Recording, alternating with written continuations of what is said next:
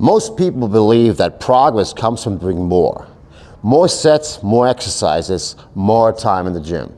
That belief is exactly why they stay the same. Stay to the end of this video, because once you understand the difference between stimulus and volume, you see why most workouts feel productive but produce nothing. In the last video, I explained what high intensity training actually is. This video explains why it works.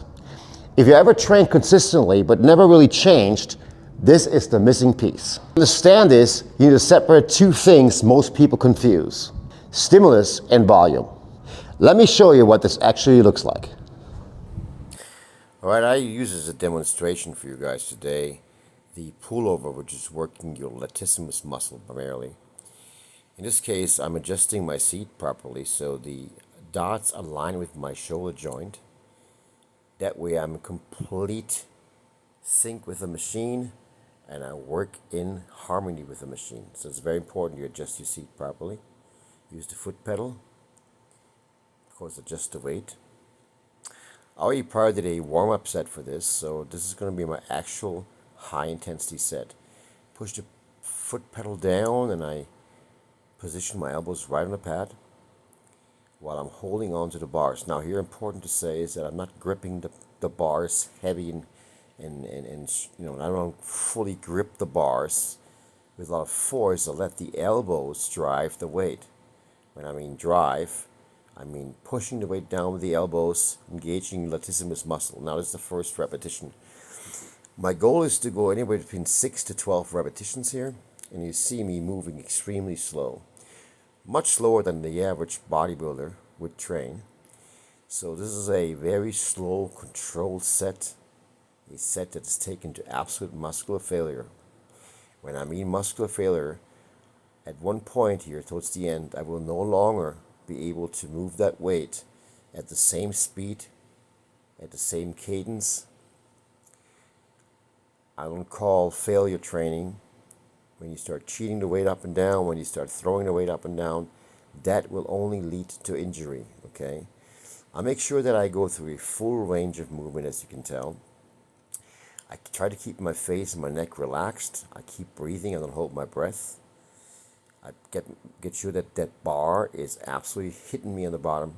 So you're actually fully closing up each repetition as it goes. So as you can tell, full range of movement. I drive with the elbow. Keep my head straight. Keep breathing. Now here it's becoming critical. I can see it's very difficult, but I'm not allowing myself to jerk the weight up and down. So this is extremely safe and extremely effective. Okay, I might get another 1 or 2 reps. Let's see what I got. All right, you see how the person in the back is doing these extensions, as you can see in the back.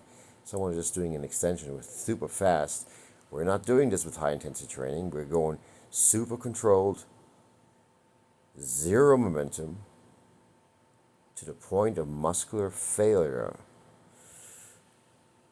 Alright, so now here I go. It's probably going to be my last rep. I believe it is.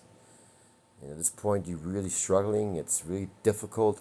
And that is exactly what happens during that last 1-2 repetitions that you can barely do.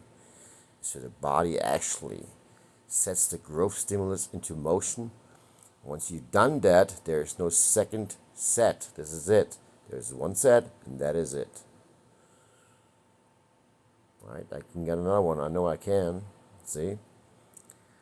Most people look at this and they go like, wow, this guy is so slow, right? But this is exactly how you train high intensity. And that is exactly what a high intensity set is supposed to look like. Now, if you go a little bit faster, definitely not as fast as the guy behind me. As you can tell, that's pretty, yeah, whatever. But anyway, so slow, controlled movement. That is extremely important with this type of training, okay? All right, here, I'm still struggling. I'm not giving up yet. Yeah, and I can't longer, at this point, I don't think I can close up. See, that is it. That is the end of the set. I set the stimulus.